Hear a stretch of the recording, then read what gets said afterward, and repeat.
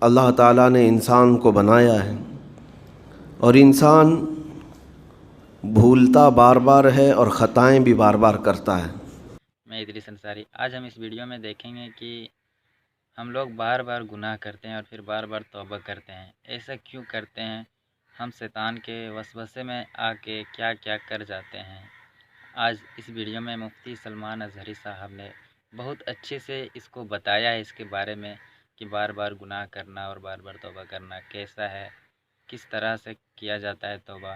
آج ہم اسے پورا اچھا طرح سے دیکھیں گے۔ آپ اس ویڈیو میں لاسٹ تک بنے رہیں، اور اگر آپ ہمارے چینل پہ نئے ہیں تو اس طرح کی ویڈیو میں روزانہ اپلوڈ کرتا رہتا ہوں۔ آپ ہمارے چینل کو سبسکرائب کریں اور اپنے ساتھیوں میں بھی اس ویڈیو کو شیئر کریں۔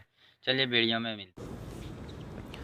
خطا کرنے والا اور بھول جانے والا اللہ کی بارگاہ میں ایسا نہیں ہے کہ وہ ہمیشہ کے لیے ناکارہ ہے، بلکہ اللہ تعالیٰ نے اسے زندگی میں بار بار موقع دیے ہیں کہ تو اپنی خطاؤں سے اور اپنی بھول سے پھر سے دوبارہ اپنی اچھی زندگی میں آ جا، اور اسی کو ہم توبہ کہتے ہیں۔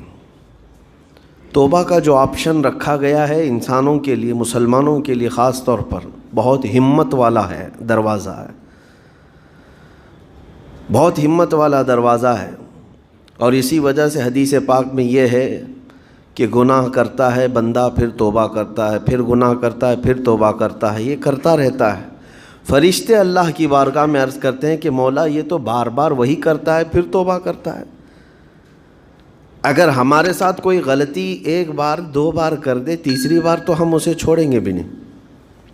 انسانوں کی طبیعت تو یہی ہے۔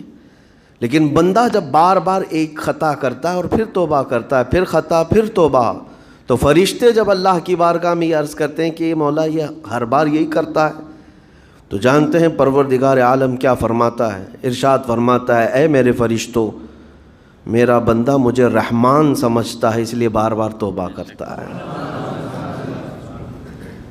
مجھے وہ ارحم الراحمین سمجھتا ہے، ورنہ کون بار بار اللہ تبارک و تعالیٰ کی بارگاہ میں دروازہ کھٹکھٹاتا۔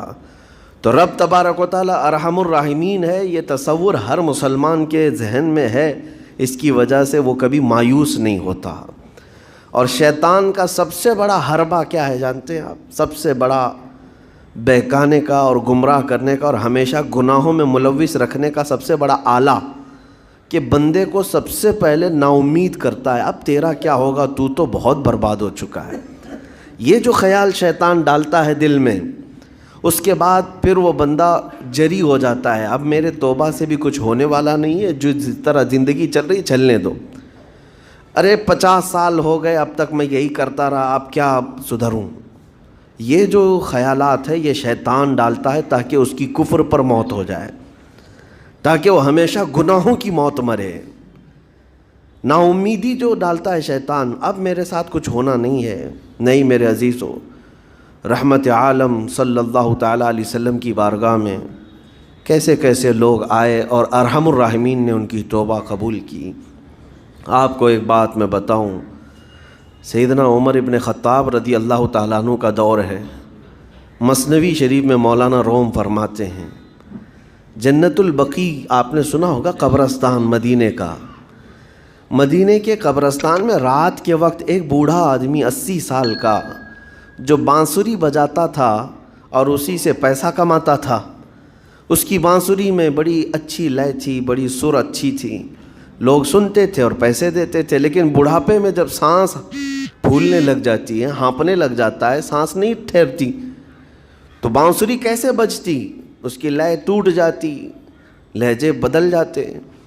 بوڑھا آدمی، اب اس کی بانسری سننے کو کوئی آتا نہیں تھا اور پیسے ملتے نہیں تھے، تھک ہار کر کے وہ آیا، رات کا وقت تھا، جنت البقیع قبرستان میں، 80 سال کی عمر کا ہو گیا ہے، اس نے بانسری توڑ دی، کہا زندگی بھر جس چیز سے میں کماتا تھا اب میری سانسوں نے جواب دے دیا، جسم پھولنے لگا ہے، سانس زیادہ آنے لگ گئی ہے، اب میرا کھانا پینا کیسا چلے گا؟ خیر ارحم الراحمین ہوں تو تیرا ہی بندہ، میرے اہل و عیال نہیں، میرے رشتہ دار نہیں، مجھے اگر تو بھوکا مارنا ہے تو اسی قبرستان میں مار دے، یا اگر میری زندگی باقی ہے تو میرے رزق کا انتظام کر دے۔ وہ رو رہا تھا 80 سال کی عمر میں۔ جب بندہ لاچار و مجبور ہوتا ہے تو پروردگار کو ہی یاد کرتا ہے۔ جانتے ہیں عمر ابن خطاب رضی اللہ تعالیٰ عنہ امیر المومنین مسجد نبوی میں تھے اور ان کی آنکھ لگی تھی، خواب میں رسول پاک صلی اللہ تعالیٰ علیہ وسلم تشریف لائے۔ کہا عمر اللہ کا حکم ہے جنت البقیع میں جاؤ، ایک بھوکا آدمی کھڑا ہے، اپنے گھر سے کھانا لے جاؤ اور اس کی ضرورت کا انتظام کرو۔ نیند کھلی تو آپ نے دیکھا اللہ کے حبیب صلی اللہ علیہ وسلم کی طرف سے حکم آیا اور رب ذوالجلال کا حکم ہے۔ گھر سے عمدہ کھانا لیا، توشادان لے کر کے، کچھ مال و متاع بھی لے کر قبرستان میں گئے، ڈھونڈا کون ہے یہاں پر، تو دیکھا کہ ایک ہانپتا کانپتا ہوا 80 سال کا بوڑھا روتا ہوا نظر آیا۔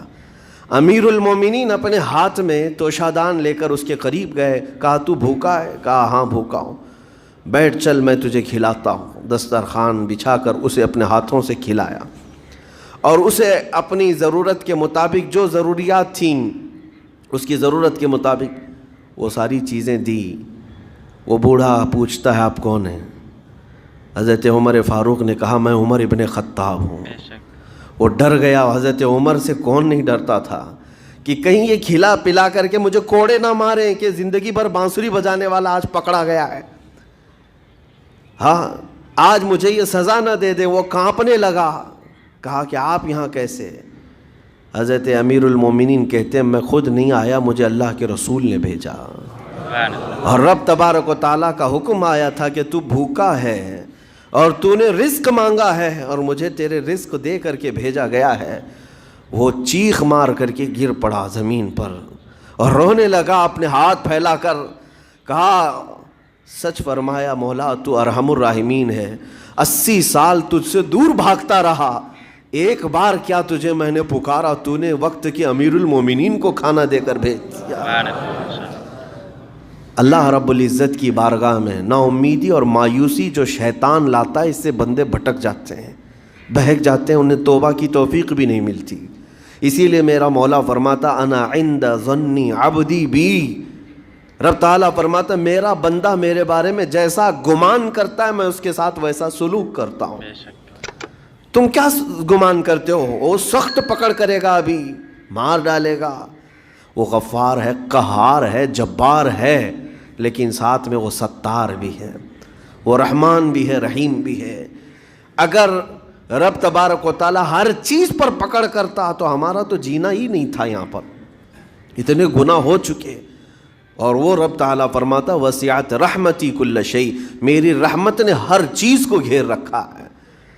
اللہ رب العزت بندوں کو معاف کرنے کا اظہار زیادہ فرماتا ہے۔ اور جانتے ہیں آپ گناہ جب عام ہوتے ہیں، میں آپ کو اپنے گھر کی بات بتا دوں، میرے گھر میں آپ 4 دن کے مہمان بن کر کے آئے ہیں، کبھی میری کھڑکی توڑ رہے ہیں، کبھی دروازہ توڑ رہے ہیں، کبھی ہمارے گھر کے برتن پٹک رہے ہیں، کبھی فرشی اکھاڑ رہے ہیں، کب تک برداشت کروں گا؟ آپ کو نکال کر باہر کر دیں گے، مہمان نہیں، یہ بلا ہو گئی کہ گھر سارا اجاڑ رہا ہے۔ ایک چیز پر چھوڑ دیا جائے، 2 چیز پر چھوڑ دیا جائے، یہ انسانوں کی فطرت ہے، انسانوں کی فطرت۔ لیکن رب کائنات اپنی کائنات میں ہم بندوں کو اتارا ہے، ہم نے کیا نہیں بگاڑا اس نے، اپنے گناہوں سے اس کی زمین کو لال کر دیا، ہاں اس کی نافرمانی سے ہم نے اس کائنات کے رنگ کو بدل دیا۔ کھلے عام گناہ، ننگا پن، بے حیائی، عیاشی، سب کچھ ہوتا رہا۔ اس کی کائنات ہے، اس کی زمین ہے، اس کی سلطنت ہے۔ اور ان گناہوں کی وجہ سے جانتے ہیں آپ، سمندر اللہ کی بارگاہ میں عرض کرتا ہے کہ مولا تو مجھے اجازت دے دے، میں ایسی طغیانی لاؤں گا کہ یہ سب ہلاک ہو جائیں گے۔ ہوائیں اللہ سے اجازت مانگتی ہیں تو مجھے شدت دے دے، میں اتنا تیز اڑاؤں گی کہ ان کے پرخچے اڑ جائیں۔ لیکن جانتے ہو اللہ کی طرف سے جواب کیا آتا ہے؟ سمندر کو بھی رب تعالیٰ فرماتا ہے، ہواؤں کو بھی کہتا ہے رب تعالیٰ رک جاؤ، میں میرے بندوں کے انتظار میں ہوں، میرے بندوں کی توبہ کے انتظار میں ہوں کہ میرے بندے میرے پاس لوٹ آئیں گے۔ اسی لیے اللہ کے حبیب صلی اللہ تعالیٰ علیہ وسلم ارشاد فرماتے ہیں اللہ تعالیٰ کو سب سے زیادہ خوشی کس بات کی ہوتی ہے جانتے ہیں؟ رب تعالیٰ اپنے بندوں سے کب خوش ہوتا ہے؟ مثال دے کر کے میرے آقا نے فرمایا، مثال دے کر سمجھایا، صحرا میں، ڈیزرٹ میں ریتیلے میدان ہوتے ہیں، اس کا سفر بڑا ڈینجر ہوتا ہے۔ آج بھی ڈیزرٹ ہیں بہت سارے، سہارا ڈیزرٹ کا نام سنا ہوگا۔ ہم گئے ہیں 200-250 کلومیٹر تک آپ چلتے رہو گاڑی، نہ ایک درخت نظر آتا ہے، نہ پہاڑ نظر آتا ہے، نہ گھر نظر آتا ہے، کچھ بھی نہیں۔ اس طرف میدان ریت کا اور آسمان لگا ہوا دکھتا ہے، ادھر بھی آسمان، تنہا ہم اکیلے نظر آتے رہتے ہیں۔ صحرا کا جو سفر ہوتا ہے بہت کٹھن ہوتا ہے۔ نبی پاک صلی اللہ تعالیٰ علیہ وسلم مثال دیتے ہوئے ارشاد فرماتے ایک بندہ اپنی اونٹنی لے کر، اس پہ ساز و سامان لے کر کھانے پینے کا صحرا کے سفر پر تھا، اور صحرا میں کھانا پانی بہت مقدار میں لی جاتی ہے کیونکہ کچھ ملتا نہیں، اور جلد سے جلد وہاں سے سفر گزار کر کے آنا۔ ایک بار اگر راستہ بھٹک گیا موت ہو جاتی، وہاں پہ راستہ ملے گا نہیں، جس طرف بھی جاؤ تو لگے گا سیدھا ہی چل رہا ہوں، ڈائریکشن ہی نہیں پتہ ہوتے صحرا میں۔